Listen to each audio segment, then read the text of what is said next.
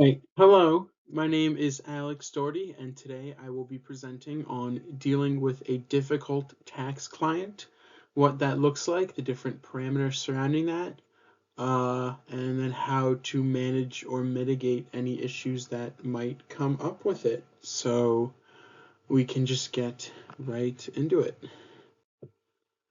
All right, so for a little bit of an overview, on the topic at hand, why the topic matters, and why I'm presenting on it.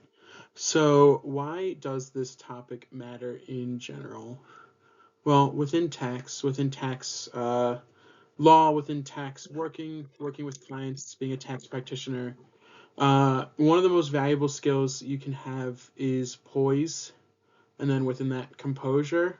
Having talked to a lot of different individuals over the past couple years that work within tax, have worked within tax, or work with people that work in tax. You'd be surprised at the amount of stories people tell about difficult clients and having to maintain a level of professionalism and composure surrounding these scenarios. So these are definitely situations that come up a lot. Uh, Tax in general is just a very pressured environment. These are people's funds you're dealing with. Taxes are expensive for a lot of people, maybe living on a lower income. This is a big portion of the money they spend every year. And with it being such a pressured environment, it's easy for these types of conversations to get easily out of hand or aggressive or sometimes even violent, from what I've heard. So, within the world of tax, having poise and composure is very important, and being able to deal with difficult clients is a very valuable skill. So, a couple of the types of difficult clients that tax practitioners might run into. Some of these are non compliant clients. These are going to be people that do not want to follow the rules and regulations that the IRS sets out every year within tax law. They want to take deductions that they're not allowed to take. They want to expense different things that they're not allowed to. They want to withhold things that they're not allowed to. So those are going to be your type of clients that when you present them with the course of action, what they are and aren't allowed to do, they want to do what they are not allowed to do. And then secondly, I have here is clients with unrealistic expectations. These can be, I think, typically younger clients, maybe people that haven't dealt with this world a lot, that come into meetings with practitioners with these very lofty goals. I want to spend only this much in taxes. I want to be able to deduct this much. And then when met with the reality of the situation, they get very upset because they came in with different objectives, expectations that were just not realistically possible. So potential causes for difficult clients. One of these can be lack of tax literacy, like I just said earlier, not knowing the laws, not understanding how things work surrounding taxes, coming in with just an overall fundamental misunderstanding of tax law, the different expenses, deductions, above the line, below the line, different things that they are and aren't allowed to do. Next would be anxiety around financial and legal consequences. This could be if somebody comes in and they're scared that they worked somewhere, or they worked maybe an under the table job, they don't know how to report that or make sure that probably shows up. They're scared that they're underreporting, they're scared they're overreporting, they're scared that they're withholding things they're not allowed to, stuff like that. A lot of anxiety can very easily rise up from these types of situations. Misinformation from friends and social media. This definitely ties into lack of tax literacy. Maybe they heard things from different friends. If you're getting into taxes for the first time, you're doing your own taxes as an individual, and you read online about one thing, and then you go to your practitioner and you say, I saw on Instagram, blah, blah, blah, blah, blah. The practitioner would go, that's not exactly true. The client could get upset because they feel like they've been misled. And then also just past negative experiences. If the client has dealt with a tax practitioner in the past that was difficult to deal with, maybe they were equally as aggressive back. It can just cause bad habits within the client, and it can bring over a lot of unwanted baggage from their past practitioners to you.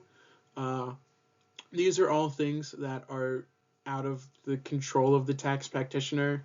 Nothing that anybody could do could solve the fact that people don't know about tax laws, their friends are lying to them, or social media is lying to them, or that people in the past have wronged them in any way. So That's really important to know, is that these are things you can't control, but they're going to come up regardless. How to manage unrealistic expectations and handle resistant clients. So for unrealistic expectations, or really just any unrealistic objections they have, listen to what they have to say. Let them speak their truth. Let them talk what they need to talk. And then calmly present counter arguments or different alternatives to those objections or expectations in a calm and clear manner. You can't control how they react, but you can control how you react in these situations. As the practitioner, as the professional, you want to make sure that you're always maintaining a very calm attitude about yourself, and that you're just staying professional throughout all aspects of the engagement. And then also set clear objectives at the beginning of the engagement. Whenever you meet with the client for the first time, just make sure the client understands how you do your business, what the business will look like, and then what you expect will happen throughout the course of your engagement with them.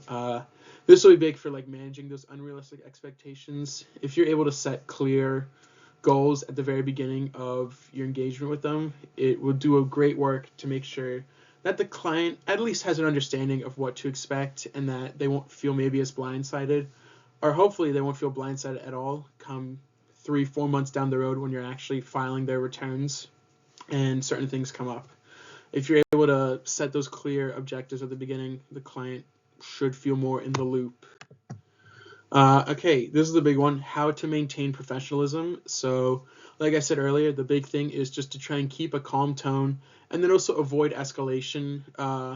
So yeah, by maintaining a calming presence, it may help calm the client down in turn, but even if it doesn't, you want to make sure that you are acting as a professional in the best capacity that you can.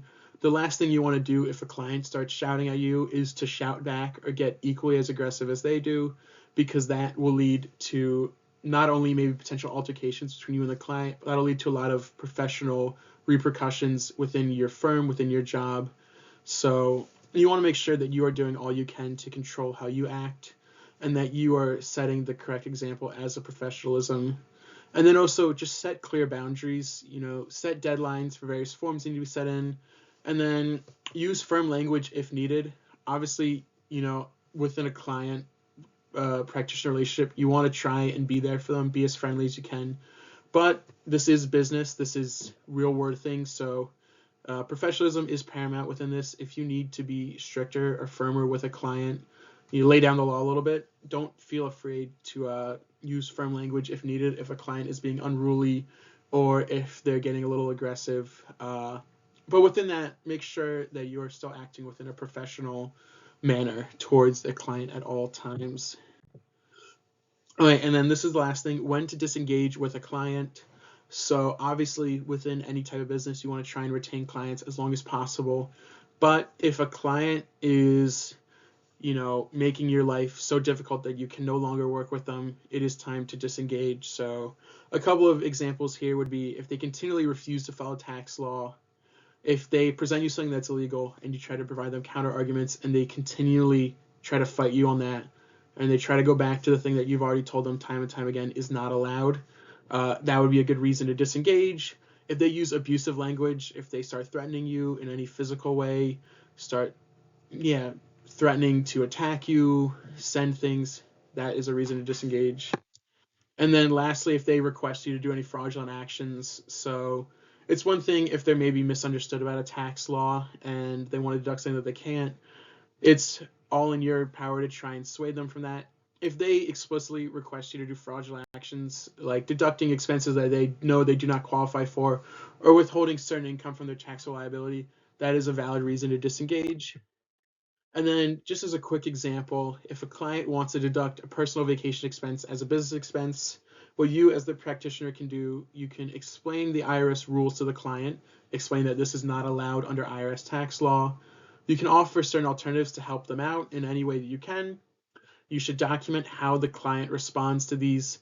And then, like I said in the last slide, if needed, if things are not going well, if problems are not being solved, you can disengage from the client and take your business away from them.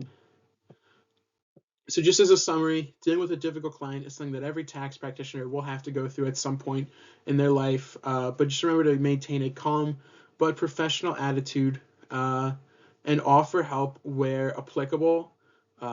obviously within a client practice relationship, you want to be as helpful as possible, but don't feel afraid to walk away if you need to.